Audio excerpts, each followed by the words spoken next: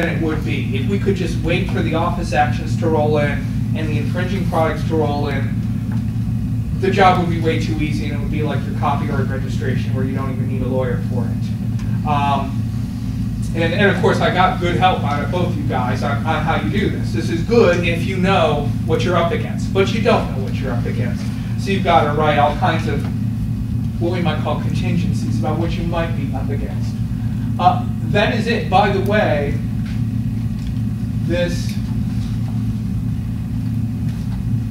is an application I actually filed in my own name as the inventor a couple years ago. I'm waiting for the first office action. As I've been waiting for the first office action, some prior art has come up that looks like this.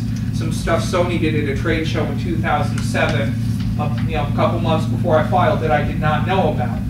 But, of course, because I'm a good patent lawyer, not a bad one, I knew there was a possibility something like that is out there. And so now I'm going to amend my application and say, hey, you know the part where I explained how I was different from this? Well, that's my invention now, and those are the claims I'm going forward with. And that you can do, as long as you foresaw this sufficiently.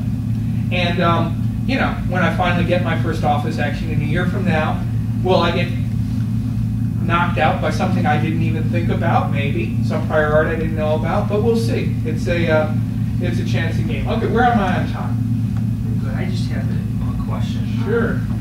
If someone comes out with your product, saying you get lots of money. How much money can you get? Walmart comes out and they want to sell a camera you invented. How much money can you get from Walmart? Well, if you really want to make the most money, what you do is tell the person, you simply can't sell this thing. I'm going to be selling them all. Because if you're the only one selling this camera, then you get to set the price on it. So that's the most lucrative way. Usually, if you're even talking about taking money, it's because, well, golly, I'm not a camera manufacturer. I don't have a camera factory. And because I don't have a camera factory, I better let other people rake in some of the money and I'll take a piece. Now, it points up something good about the patent system, which is that it is to some extent a great equalizer. Most of the people who design cameras work for very large companies like Sony and like Canon and like who else? Samsung? I don't know. And they have to be in a certain kind of engineering culture, and that it really constrains them. They can't go in and say, oh, boss, here's my drawing. Oh, it's so funny. Let's file on it. No. You do what I tell you to do. When it's some old man in Japan telling some middle-aged guy in Japan what he can do and what he can't, and sometimes it doesn't really map well onto what consumers need in the market. You might say, hey, you're not a camera designer. Why did you invent this? And I'll tell you why I invented it. And it's something I don't think the people at Sony really thought of. What happened is one day outside, there was a crazy guy talking to himself loudly, and he made some comments directed at me. They didn't make any sense. I went in and got a Subway sandwich, and when I got out, the police had come to take him away. And it was interesting to watch. The police, the guy wasn't resisting arrest. He wasn't helping out with his arrest either. And I thought, I'd like to take a picture of this just in case the cops get out of line. But if I take a picture of this and the cops are out of line, they're going to take my camera. And if they take my camera, it does no good. Not only do I not have the pictures, I don't even have my camera anymore. So I said, what I really need here is a couple cards so that when they're coming across the street to take my camera, I pop one card out, slip it in my pocket, and go, here you go. And that's probably not why everyone is going to want these cameras. That's not why I actually filed the patent application. That's just how I thought of the idea.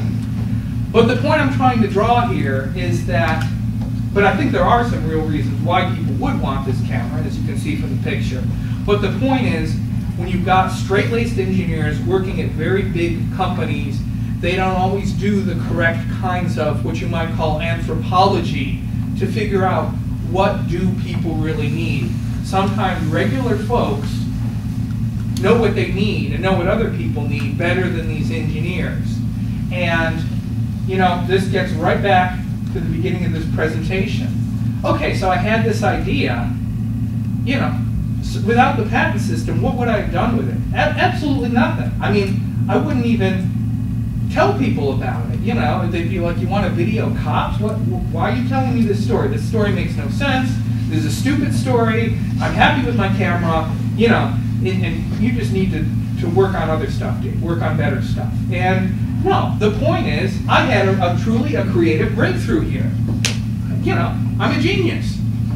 And, you know, I want, in the fullness of time, to be recognized. I want other people to recognize this. I want them to make this camera so I can buy it. And so that's the point.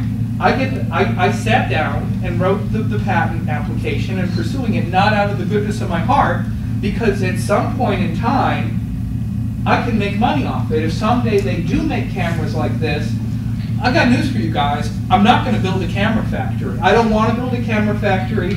I think people in camera factories are very boring. I'm sorry if you have families in camera factories.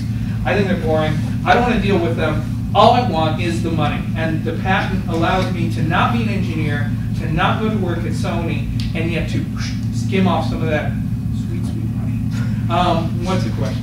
Could you, like you said, could you sell your idea to like Sony and get money then instead of? Well, that's the idea, yeah, and you get a license. To get a more direct answer to your question, what am I going to ask for if I'm ever licensing this? Oh, I want 5% of the gross.